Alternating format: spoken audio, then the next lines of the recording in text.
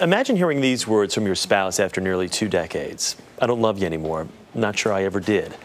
Well, that's what Laura Munson's husband said, but as the title of her book points out, this is not the story you think it is. And Laura is here to tell us exactly what happened next. First of all, good morning. Good to see you. Good morning, Chris. Thanks for having me. I'm going to cut right to the chase because I know this is the question that everyone at home is asking. You've been married, like I said, almost 2 decades. You've got kids. Your husband comes home one day and says those words. Why not just leave?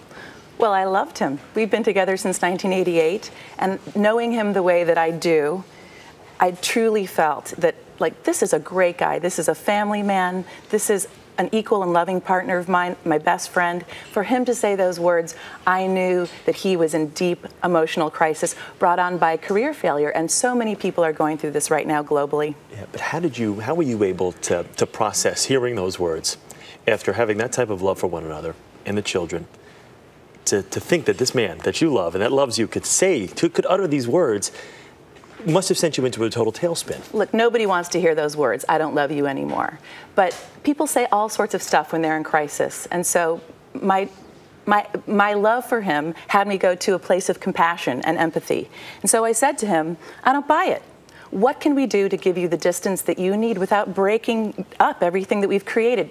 A beautiful home in Montana, land, 2 wonderful children and animals, and he could have said nothing, I'm out of here. Yeah. But instead he chose to stick with it, and there began the season depicted in my book. And how was it received on his behalf to hear that, okay, she just wants to give me space? I mean, what was the reaction? Did he take the space? Did he lash out? He took the space. No, he didn't. And you know, I think there's so much power when you don't engage in the drama. People think that the power lies in reacting and posturing and fighting, but I've learned that that doesn't serve us.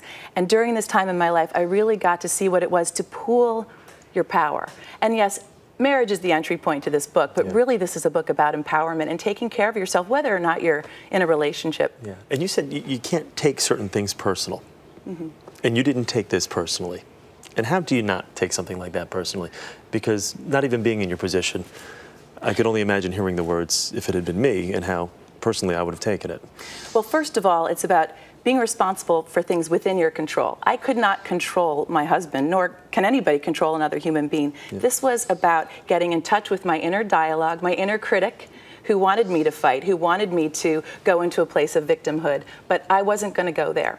I didn't see that there was any payoff for me in victimhood. So it was about creating my moment. I could create being miserable, I could create being a victim. I didn't want to do that, so I created some level of personal freedom during that time, and it wasn't always easy. Yeah, your friends, I'm sure, probably said, what are you doing? Just let him go and just start over. If this is his response and this is the way he's going to treat you, what do you tell friends and family that would probably didn't totally understand what you were doing? Well, easier said than done. And remember, in every relationship, breakdowns happen, crisis happens. It's not a matter of if. It's not a matter of if, it's a matter of when and how to handle it. And so for me, I actually didn't talk to a lot of friends during that time because I didn't want to get into that reactive place. I chose to speak with people that really loved us. Yeah. There was a time when you were opting to give your husband that much needed space, that he wasn't showing up on time for dinner, he would be gone for a few nights or a weekend, or wasn't there to mow the lawn when he should have been. What were the kids thinking at this point? Well, you know, kids are sort of oblivious at that age. It was summertime, we live in Montana, they were running around barefoot, but we were also very clear with them. We don't sell myths in our family, so we said, look, Mom and Dad are having a hard time right now, but we love you, and that doesn't mean that you're not safe.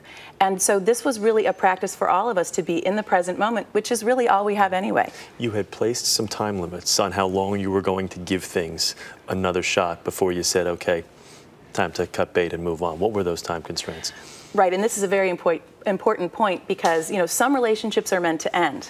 And really, this was about me letting go of the outcome of my relationship.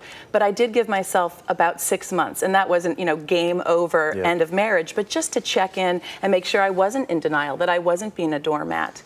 And I had my standards. I wasn't going to put up with just anything. But, you know, when you love somebody, sometimes we're good together, sometimes we're bad together. It's important to know how to do both. Yeah, you say sometimes when you get those sucker punches, it's best to duck, and that's kind of the best approach to take. Yeah. I guess we can happily say that the two of you are back together, that things did, in fact, work out, and that whole space issue that you decided to give your husband, some say probably maybe deservingly, some say not so deservingly, did work out. That's right. You know, but it's not all tied up in a big pink bow. I mean, we're a work in progress just like anybody in any relationship, whether or not you're married. Biggest message that you'd like to send to people out there that are going through something similar? Well, that you can feel powerful even when you feel powerless. And even when society says that you should play victim, you can still find some level of personal freedom in the present moment. All right. Laura, thank you. Thank you, really Chris. Really good. And best of luck to you. You too. Thank you.